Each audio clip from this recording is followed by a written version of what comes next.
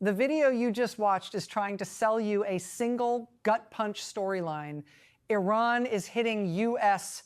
positions across the region with swarms of drones and missiles.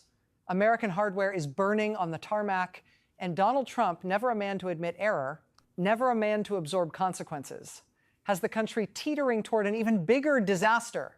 Whether every clip and claim in this kind of hyper-viral war content ecosystem can be verified in real time is exactly the point. The chaos is the product. It floods the zone with images of fireballs and total losses, then attaches the blame to whatever political villain the channel wants you to focus on. In this case, the villain is Trump and the MAGA movement, framed as reckless, pro-Putin, and pathologically addicted to escalation. And if you step back from the jump cuts and the breathless cadence, the core argument is deadly simple. You cannot run a modern military strategy like a reality show. You cannot improvise geopolitics with a grievance-posting thumb. You cannot swagger your way through a drone age. The narration paints a picture of a region-wide threat environment where low-cost, hard-to-stop systems, FPV drones, loitering munitions, ballistic missiles, and cruise missiles are being used to pressure U.S. assets and U.S. partners simultaneously. That's the shape of contemporary warfare, and it's why serious national security leadership is supposed to be boring.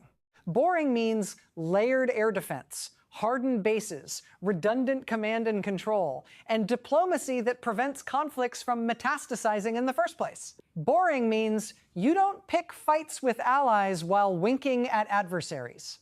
Boring means you don't outsource your strategic thinking to cable news moods and online applause. The video's thesis is that Trump is the opposite of boring, and that the price of that performative chaos is paid by service members, by civilians, and by an American public that gets handed inflation and instability while MAGA sells it as strength. There's a reason this kind of content fixates on aircraft on the ground, fuel tankers, reconnaissance platforms, and airborne early warning systems. These aren't just expensive symbols. They are the connective tissue of a force posture, eyes, ears, fuel, coordination, and the ability to project power without stumbling blind. Lose that connective tissue, and your dominance turns into improvisation. The narration leans on that reality to argue that any serious damage to high-value platforms isn't just a material loss, it's operational paralysis. It's the difference between a planned mission and a panicked reaction. It's the difference between controlling escalation and being dragged by it. And that's where the political critique sharpens. Trump has always treated national security like a stage prop. My generals, my beautiful weapons, my tough guy posture, as if military power is a branding accessory. The MAGA worldview doesn't do systems. It does ego. It doesn't do alliances. It does loyalty tests. It doesn't do deterrence. It does spectacle. So when the video claims Europe is warning Trump that Russia is coordinating with Iran while Trump undermines NATO and plays footsie with Moscow, it's not just trying to score a rhetorical point. It's highlighting the most corrosive element of Trumpism, the habit of breaking the very networks that make American power credible. Alliances are force multipliers. Trust is a force multiplier. Predictability is a force multiplier. Trump burns those multipliers down, then demands applause when he lights a match. MAGA defenders love to shout that Democrats are weak. But the Trump record is a case study in weakness disguised as bluster. He mistakes volume for leverage. He mistakes insults for strategy. He mistakes cruelty for competence.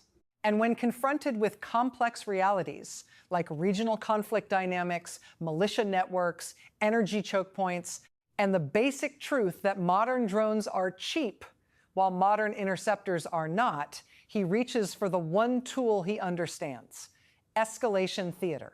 The video's mention of plans for raids, seizures, or ground operations isn't presented as careful contingency planning. It's presented as an invitation to disaster because Trump's instinct is always to prove he's the strongest man in the room, even if proving it means bleeding American readiness and lighting the global economy on fire. That global economy angle matters more than most cable panels admit. The narration repeatedly ties kinetic conflict to supply shock oil, LNG, industrial inputs, and the vulnerability of shipping lanes. In other words, war doesn't stay over there. It shows up at the pump. It shows up in shipping rates. It shows up in grocery bills. It shows up as layoffs when energy-intensive industries get squeezed. It shows up as political destabilization in places where governments can't cushion the blow. And it shows up as an opportunity for authoritarians to claim democracies can't manage crises. If you want to understand why responsible presidents treat Middle East escalation like a live grenade, this is why. Trump doesn't just risk lives. He risks the economic foundations that keep democracies steady. The Red Sea and choke points logic in the narration is the kind of thing serious analysts track obsessively, because it's where the world economy is most fragile. When shipping routes are threatened, everything gets rerouted, everything gets more expensive, and the hidden tax hits ordinary people first. MAGA, however, loves the politics of disruption. They thrive on the idea that chaos proves a point, that pain validates resentment, that instability is simply the cost of strength. But strength that can't protect stability is not strength. It's a tantrum. And the country cannot afford a tantrum presidency in an era where drones, missiles, and asymmetric tactics turn every miscalculation into a headline and every headline into market panic. Then there's the moral dimension the video tries to force into frame. Civilians, children, universities, residential neighborhoods. Even when any particular casualty number in a fast-moving conflict is disputed, the principle is not civilian suffering is always the bill that comes due. Trumpism, with its eager dehumanization and its reflex to treat entire populations as props in a grievance narrative, is uniquely unfit for the ethics of war. The MAGA approach is hit harder and care less, as if brutality is a substitute for legitimacy. But legitimacy is what keeps coalitions together. Legitimacy is what keeps adversaries isolated. Legitimacy is what prevents the next generation from being radicalized by grief. A president who thinks empathy is weakness is a president who manufactures tomorrow's threats. Notice, too, how the narration frames information warfare, claims about intelligence sharing, about adversaries coordinating, about how strikes are planned and executed. In the modern era, conflict is fought twice, once with weapons and once with narratives. And Trump is uniquely susceptible to narrative capture because he is addicted to flattery and allergic to briefing books. A competent commander-in-chief digests intelligence, tests assumptions, and respects the difference between public posturing and operational reality. Trump treats intelligence like a suggestion and truth like a negotiable asset. That is how you end up walking into a trap while insisting you're the smartest guy in the room. This is also why the video's harshest accusation, Trump as a willing amplifier of Russia's interests, keeps returning like a drumbeat. You don't have to accept every insinuation to see the structural problem.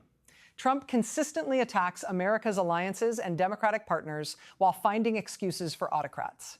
He disparages NATO, undermines Ukraine, flatters Putin, and lashes out at institutions built to prevent global conflict. In a world where adversaries coordinate and learn from one another, that posture is a gift.